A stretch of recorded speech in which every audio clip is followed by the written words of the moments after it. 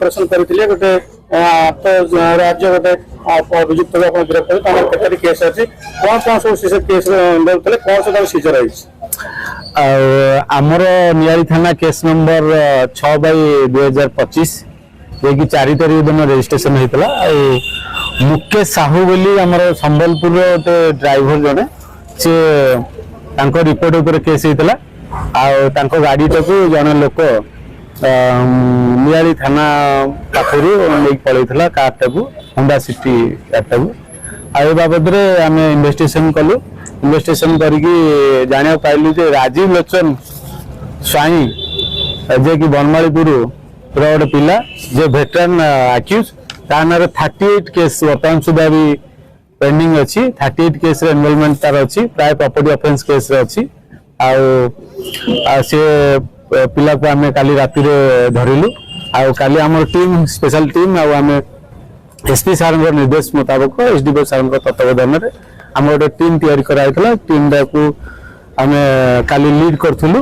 दुई पटु हमर दुईटा गाड़ी आ ताको चेस करिया परे 4 किलोमीटर गडी गडी ताको आमे बनमालीपुर बाघसाई केनाल पाखरे ताको धरियार सक्षम हेलु आ से गाड़ी ताको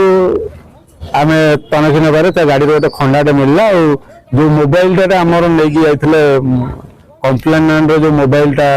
से चोरी कर नेतले से मोबाइल टा एबो तांकर मोबाइल टा को आमे सीज करलु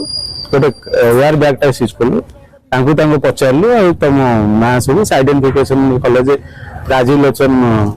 साई बोली तांको घर बनमालीपुर तांको ना रे 38 केस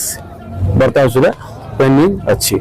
को थाना केते केस सब अछि प्राय बनमालीपुर थाना रे तारन केस अछि पालीपाटना रे अछि आ आमर ओल्टपुर थाना रे अछि खोंटन थाना रे अछि आम जिल्ला रे अछि आ पुरी रे अछि कुमारपड़ा अछि भुवनेश्वर रे अछि केस रे अछि अरे को केस रे से संपर्क अछि से प्राय प्रॉपर्टी ऑफेंस केस अछि आ गाड़ी छड़ा छड़ी केस हुए आ धमका चमका बॉम्बिंग केस अछि आ विशेष सूत्र आमे जानिलु केस रे तांको इंट्रोडक्शन करे जानिलु से बालीपाटना गोटे केस हेतला गोटे सामाजिक को सहित तांको राइवलरी अछि सी तांको गाड़ी टाकू नेकी गाड़ी रे चढ़ी के मार देवर तांकर उद्देश्य थिला आ गोटे थरा आमे ताकू खबर पाई कि जाइथिलु से एरिया को बालीपाटना थाना मु जाइथिलु आमे सेठी गाड़ी तीनटा रखिया भीतर से स्पीड रे से गाड़ीटा जाइथिला से हम पचारलु से दिन आमे ताकू गोळिथिलु पार नथलु आ तांको पचारला पर से कहिले जे नाही हम से दिन से गाड़ी रे मडी देवर मोर उद्देश्य थिला आ से गाड़ी टाकू तांको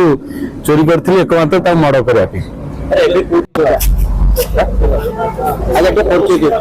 मो ना आज्ञा मुकेश साहू मो घर कुचिंडा जिला संबलपुर सर से तार गोटे प्रोब्लेम देखे मार्केट भेटार से मत माने अनुगुल जावा कहला अनुगुल आसला पर से थाना रे गोटे पसी थे तार मत बुले वाली गए भुवनेश्वर पुणी छाड़ी देबो ना मत कसे कहले आ सेठी भुवनेश्वर पसला पर से मत माने गुड़िया पोखरी रे पुरी जीवा रास्ता पिपली थाना पाख दे माने सेठी बुला बुली करले पिपली थाना रे मते पसी दे सांग अछन गए तापरे से भितर निमापड़ा रास्ता पुणी सेठी बैक करला परे